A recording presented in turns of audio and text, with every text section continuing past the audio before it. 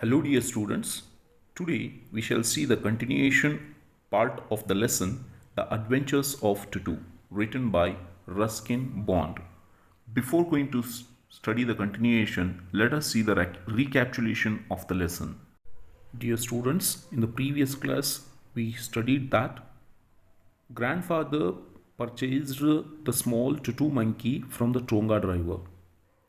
But actually, grandmother did not like the monkey at home, that too, girl monkey.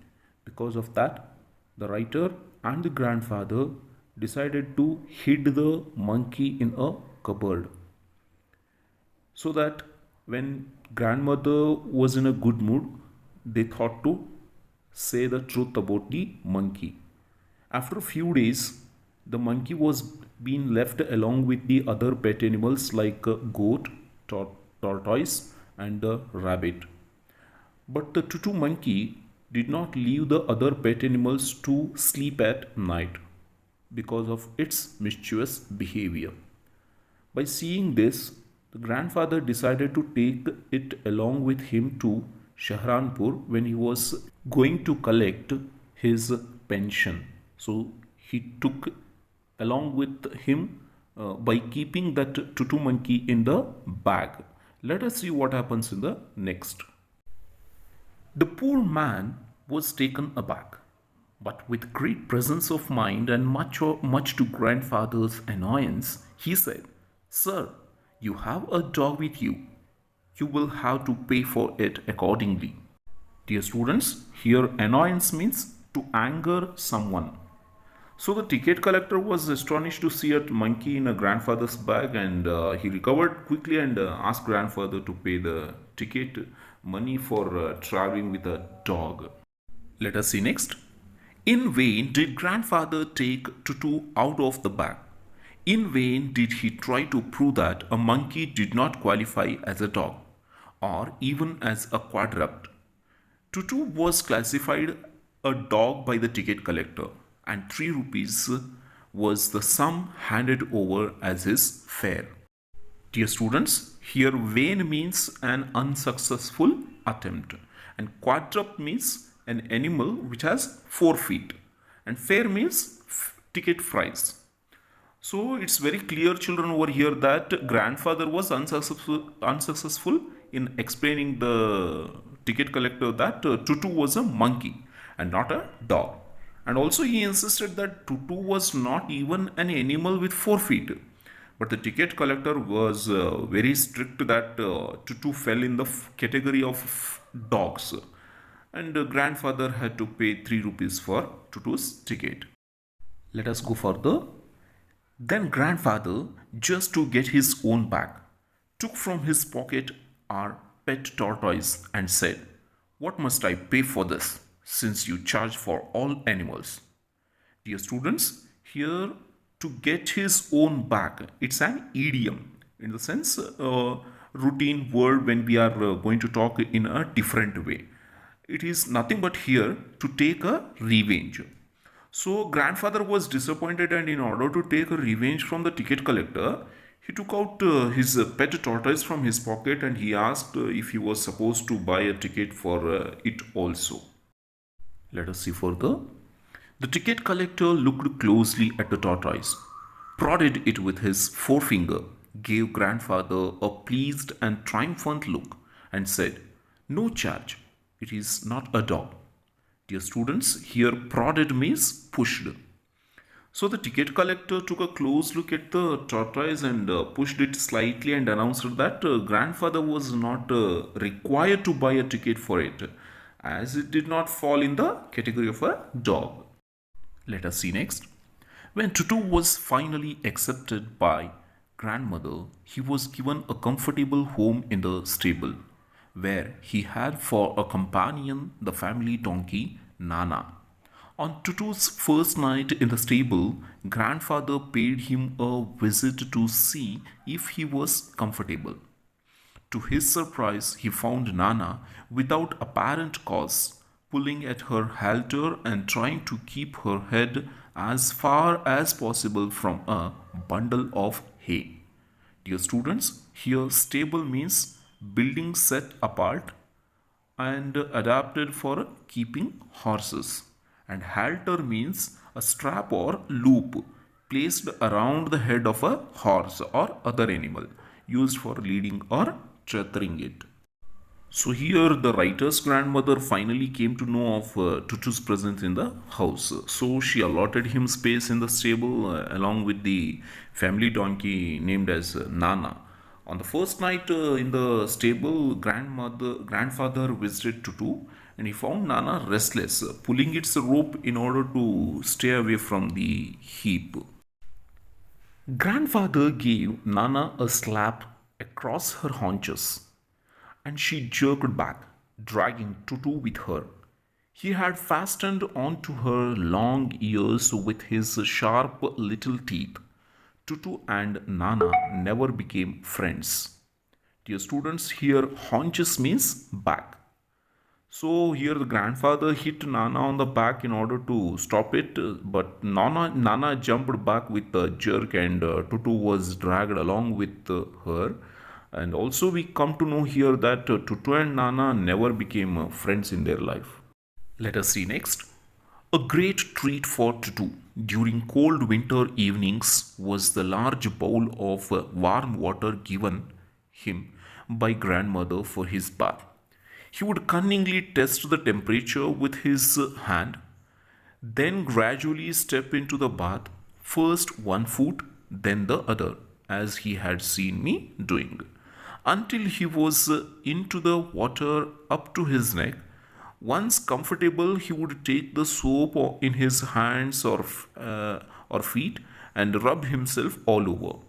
When the water became cold, he would get out and run as quickly as he could to the kitchen fire in order to dry himself. If anyone laughed at him during this performance, Tutu's feelings would be hurt and he would refuse to go on with his bath. One day, Tutu nearly succeeded in boiling himself alive. Dear students, here we come to know that in the winter season, Tutu enjoyed having a warm bath. He would pretend to be selfish and before starting his bath, he would check the temperature of the water. He would copy the writer and stepped into the tub one foot at a time. Finally, he would sit in the water with his face out of it. Then he would rub himself with soap. When the water became cold, he would run out of it to the stove in the kitchen in order to dry himself. Tutu got annoyed if he was laughed upon. He would get hurt and then refuse to take bath. The writer collects an incident when Tutu had almost boiled himself once. Let us see further.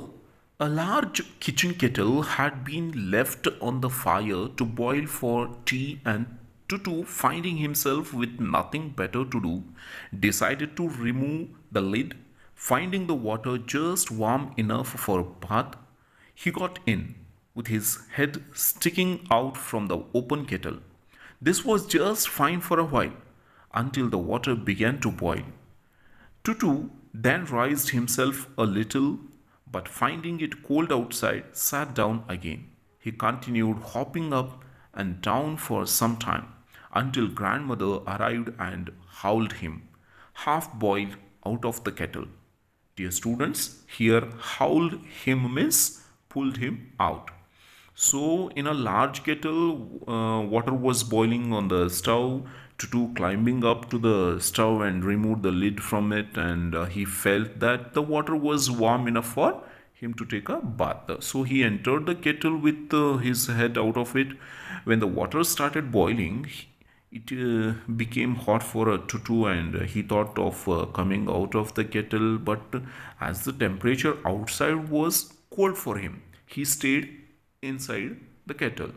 Tutu kept on jumping in the kettle for a while, and it was when the writer's grandmother arrived that she took the half boiled monkey out of the kettle. If there is a part of the brain especially devoted to mischief, that part was largely developed in Tutu. He was always tearing things to pieces. Whenever one of my aunts came near him, he made every effort to get hold of her, dress and tear a hole in it. So, dear students, here we come to know another trait of Tutu, that if there is a part in our brain that governs our ability to create mischievous things, then that part in Tutu's brain was highly developed, as he had great capacity to do mischievous things. And one more thing, that he was always busy doing mischievous things, that when the writer's aunts passed him, he tried to tear their dresses also. Let us go further. One day at lunchtime, a large dish of pulao stood in the center of the dining table. We entered the room to find Tutu stuffing himself with rice. My grandmother screamed, and Tutu threw a plate at her. One of my aunts rushed forward and received a glass of water in the face. When grandfather arrived, Tutu picked up the dish of pulao and made his exit through a window. We found him in the branches of the jackfruit tree, the dish still in his arms. He remained there all afternoon, eating slowly through the rice, determined on finishing every grain. And then, in order to spite grandmother, who had screamed at him, he threw the dish down from the tree and chattered with delight when it broke into 100 pieces. Dear students, here spite means a desire to hurt, annoy, or offend someone, and chattered means the sound made by the monkey. Dear children, here the writer recollects another incident when Tutu created a lot of mischief. That is, at lunchtime, a dish of rice was placed on the dining table. When the family reached to eat it, they found Tutu was eating it. The writer's grandmother screamed at Tutu, and in response, he threw a plate at her. When the aunts tried to catch Tutu, he threw a glass of water in their face. When the grandfather arrived, Tutu left the place through a window with a dish of rice along with him. And also, Tutu remained out the entire afternoon, and he sat on the branch of the jackfruit tree and determined to eat all the rice. As the grandmother had screamed on him, he wanted to annoy her further. And so, after eating the rice, he threw the dish, and that plate, it broke into several pieces. Let us see last paragraph.